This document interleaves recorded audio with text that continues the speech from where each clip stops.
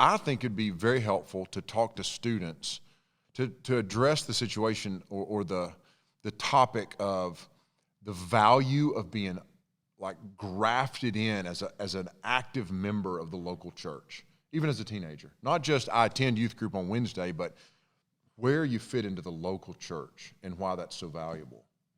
Yeah, obviously all throughout the New Testament, there's language of joining and being joined together with other believers. I think the scripture talks about the church being the bride of Christ, joined together with Christ, being a building that's built together strong. One of the strongest illustrations, I think, is the church as a body. And even in 1 Corinthians 12, it says, the body doesn't consist of one member, but of many. So if the foot should say, I'm not a hand, so I don't belong to the body, well, that doesn't make it any less part of the body. And so, in a sense, we are joined to the church, whether or not we join an official, formally join a church. We're joined together. That passage goes on, and he's kind of saying it in a funny way, but just saying that part of the body can't divorce another part of the body and say, I'm out, I'm good, or I don't need the rest of the body because I'm not a nose, I'm not an eye. And he's saying, no, the body needs itself. It needs the other parts, even the parts that are less desirable. The body needs itself, and there's different roles and different functions. So in a sense, spiritually, we're already joined to the church. And when we talk about being formally joined to a church, I think this is a very American question, really, because you don't see a lot of the persecuted church saying, I don't really need the church. I don't really need other believers. You see these guys that are so drawn to meeting together and encouraging one another. And, if you asked a believer in the Himalayas, do you need the church? They'd be like, what? Of course I do. And so, I think for us it's helpful not just to see the value of, man, you can't be joined to Jesus and then say, but I don't want to be part of the bride. I can't be joined to the head but not the body. That's just not the way it works. But even thinking formally for church membership, all right, so I looked up the word membership just on a word search in the Bible, and it's not there. There's no formal word for membership, but membership in the church is implied all in the New Testament, over and over, where things like, in Hebrews 13, it tells us to obey our leaders and submit to them because they're going to give account for our souls. So even the leaders knowing whose souls they give account for and us knowing who we should obey implies a sort of membership. All the verses about church discipline, where folks are kicked out of the church, it's not like an old West, like give them the boot and literally kick them out of the door. It's inviting them out of something. And so it implies, like, if someone's put out of the fellowship of the church, there was some sort of membership they were joined to begin with. Even in, like, Acts and Romans, you see the church has an actual number to it. Right. So there's people that are in and people that are out. So I think you can see an implied formal joining of the church, but informally, if we're in Christ, we're his bride. If we're joined to the head, we're part of the body. We're joined to one another. Yeah, and I think for me, a good distinction, especially for American churches, is a lot of times we see like a hierarchy of, oh, you're like a professional Christian, you're like a pastor, whatever, that's good for you. I'm just a church person. But in Ephesians 4, it says, and he gave the apostles, the prophets, the evangelists, the shepherds, and teachers to equip the saints for the work of ministry, for the building up of the body of Christ. And that, to me, is so good for every person to hear, that the work of the ministry is for the body. Yeah. We're supposed to be doing this. Whether you're a pastor, preacher, whatever, the work of the ministry is not done by the professional Christians. The work of the ministry, they're supposed to equip everybody for the work of the ministry. And that could be, if you're a 13-year-old believer, like, you have been gifted by the Holy Spirit to minister to people in your church in a way that no one else probably is. Yeah.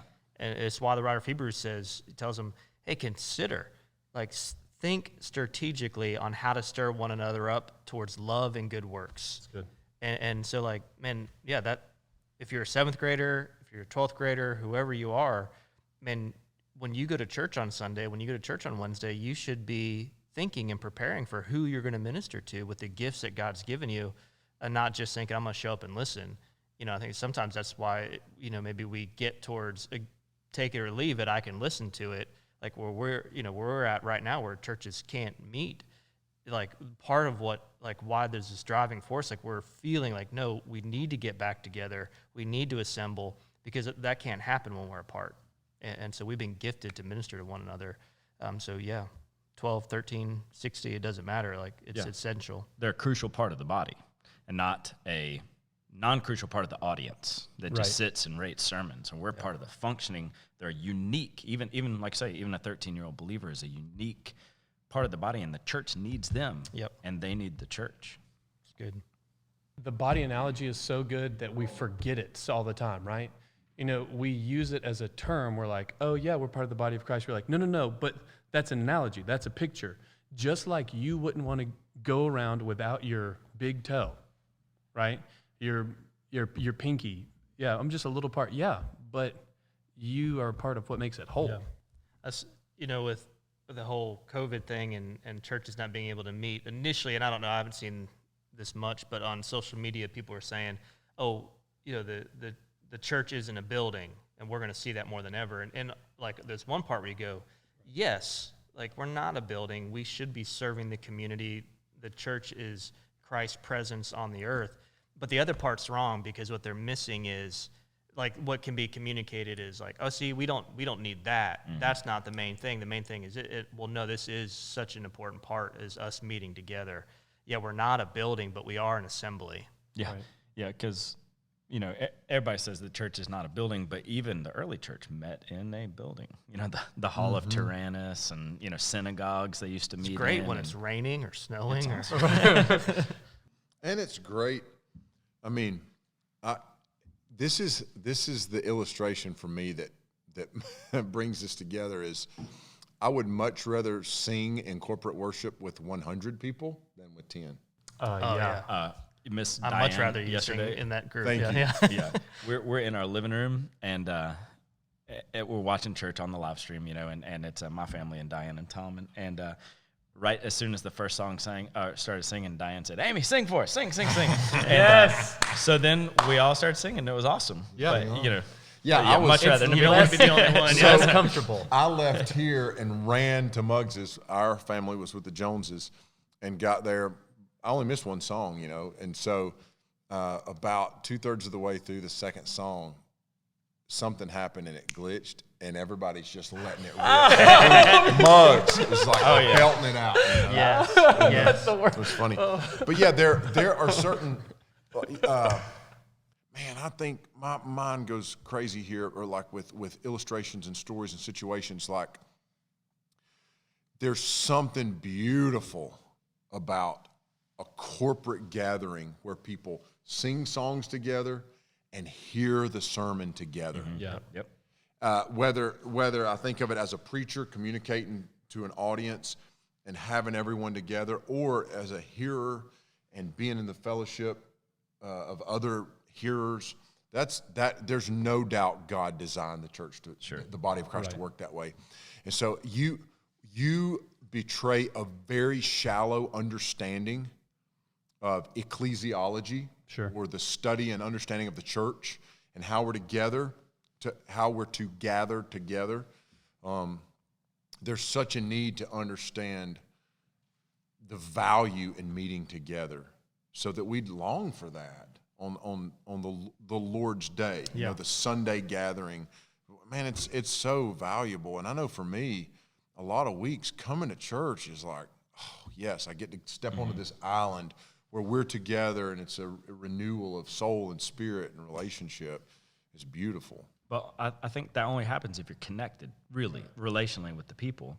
Because if you're not, you can go in and kind of rate it like you against your favorite pastor on the internet or whatever. You come got a in and checklist. you come in and be like, oh, these guys aren't as good a singer as so and so, or this guy isn't as good a pastor as so and so. Without the relational aspect of this body, all parts of it are experiencing things together, are experiencing this message together, and then even through small groups, like we're digesting it together, and instead of just without the relational component, you're just experiencing a sermon, and you're not super connected to those folks around you. And so it turns you into audience. It turns you into a sermon writer or song. And song you will leader bounce rater. churches all over your town. right. Yeah. Well, and I know for me personally, I had a strong ideological rejection against the local church for a while because of how I'd seen it misrepresented. But then when really setting, and even saying adamantly, membership isn't in the Bible. You can't find it. That word's not there. But then when you get into the scripture and you're like, oh, look at all of these things that you have to have a group of people who are identifying a formal, take them to the elders, put them out of the body. Mm-hmm. And then you think of all of the function of the church of discipleship and accountability. And one another's. Yeah, all of the one another's. Oh, and then even the ordinances of the church, right? So we have, the church is supposed to be, the local assemblies there, that's where baptism and the Lord's Supper are intended to take place. I think it's, so you can actually see, this is a physical representation of the body that you're identifying with in baptism. This is a physical representation of the body that's being identified with the death and burial and resurrection of Jesus. If you're just at home and you're like, oh, okay, we're doing an online Lord's Supper right now, I'm going to go get some crackers and juice. You think about, look at the symbolism that we're losing in that. Yeah, and I think to me it's so funny that we take the analogies and we lose the analogy part. We'll say, yeah, you're in the body of Christ, or you're in the family of God, and we skip straight to, he just means church, but we forget about that intimacy, the unity, the legit unity of a family, the connectedness, the connectedness. Yeah. Well, I think Scripture takes it so serious. In Hebrews where said, do not forsake the assembling of yourself together, as is the habit of some. What's already been said, there's so much going on. And I think, man, the Bible takes it so serious that the implications are people who stop meeting together, and they were that's under, persecution had started, and he's warning them that it's about to ramp up. And the implications are those who stop meeting together aren't believers. They've left. Not just the church, but they're leaving Christ. Mm-hmm. And John says something similar when he says, hey, they went out from among us, right, but they really weren't one of us. Yeah. And he's not talking about what they intellectually think. He's saying they've left us. That's the same as leaving Jesus. That is huge and weighty and scary. To think how precious should we hold the church.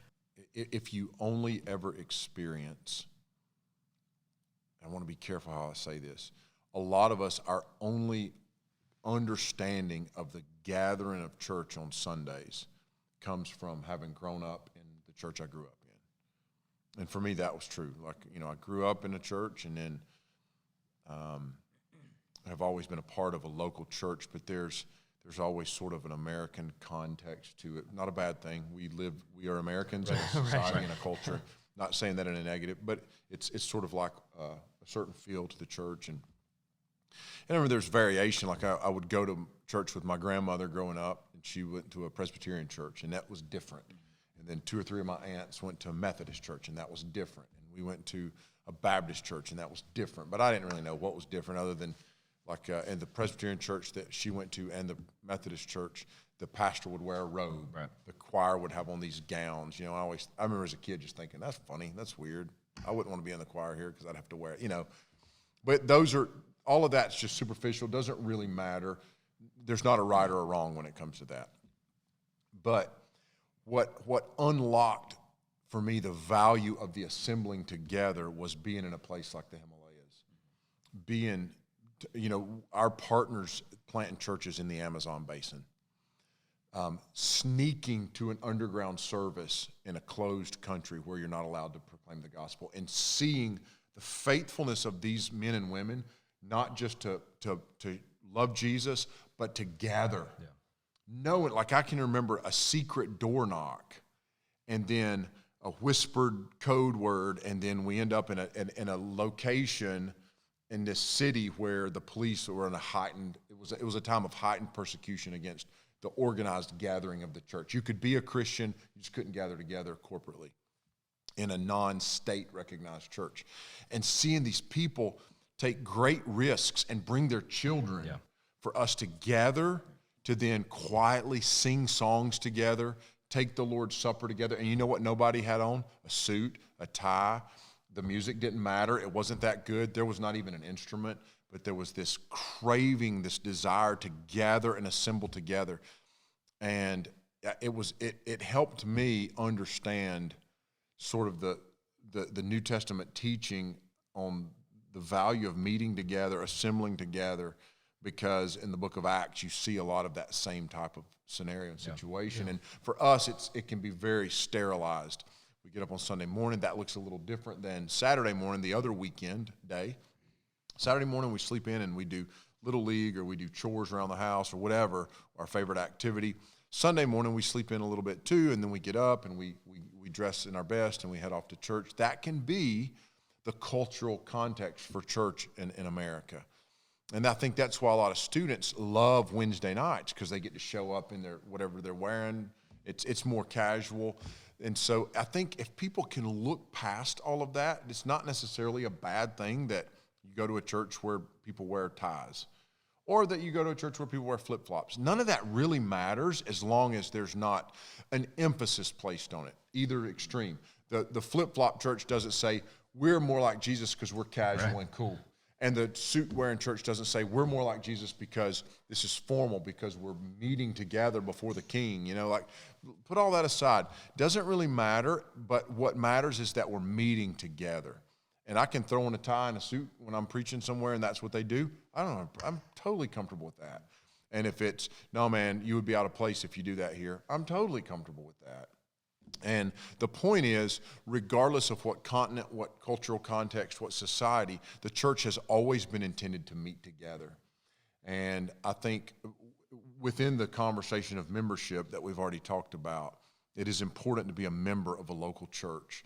And then it is important to be faithful to that local church. Yeah. And you should not miss unless you absolutely cannot avoid it. It shouldn't be a casual thing. Does it fit into my schedule this weekend? And is it convenient? I think if it is like just a casual thing, then we don't understand kind of the role that the church plays even in our sanctification, where I need the church to be like Jesus. I need the accountability. Mm-hmm. I need the fellowship. I need the encouragement. So to say I'm good without that is not only, off, but it's arrogant. To say I'm good on my own. It's off. It's inaccurate, but it's also arrogant. You say I just need Jesus. Okay, well then listen to Jesus. Right. Tells us to go to church. Yeah, it's just a misunderstanding, and it is. It's arrogant.